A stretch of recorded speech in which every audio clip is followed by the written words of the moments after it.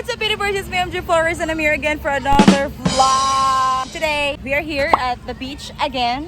This video is dedicated to Ma'am Josephine Talion. This is kind of new because she encouraged me to do some things that I actually am afraid to do. I mean, not afraid, but just hesitant to do. But right now, I'm gonna try to do it. We're struggling. Oh my God! So I'm here with my uncle, sister, and my cousins. Hello, everybody. Hello. They will be my team for today, especially her. She will be my camera woman.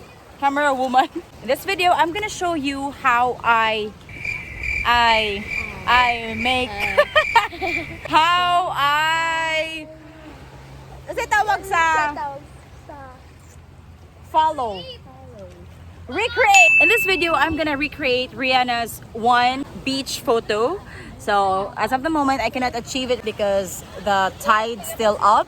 And the picture that I'm gonna recreate is this one. So, it needs to have this big stone. And yes, we have a big stone over there.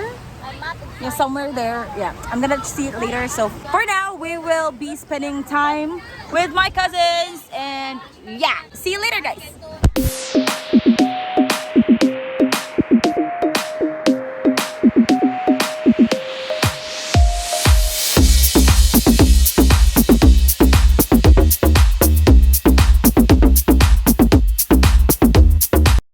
Okay, so while waiting for the tide to lowing, we will take some pictures, which is not part of this video of recreating Rihanna's picture. So yeah, I'm gonna share some of the pictures later, taken by my uncle, sister, and Janine Claire.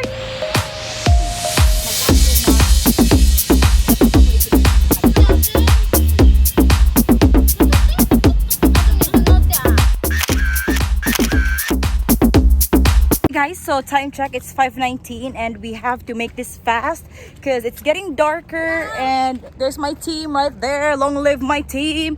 At this time, it's already low tide, so we will be seeing The Rock meet the Powerpuff Girls. Hello, artista siya kami kay mga photographer din. Kato sila kay unsa choy? Asa naman tani? There's the stone right there. Laban pajama. Let's go, team. Let's go. Ay, naputulasan.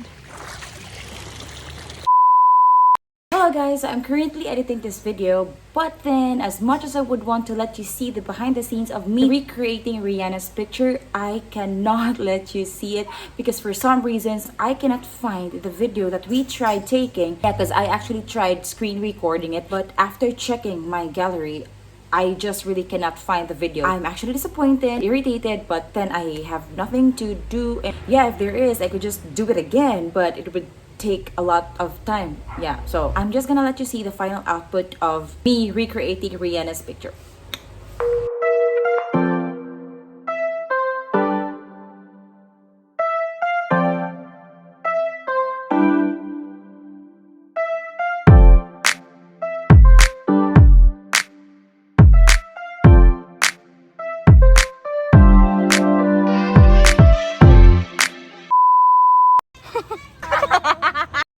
That's it. Thank you so much all for watching. And I hope I will see you in my next vlog.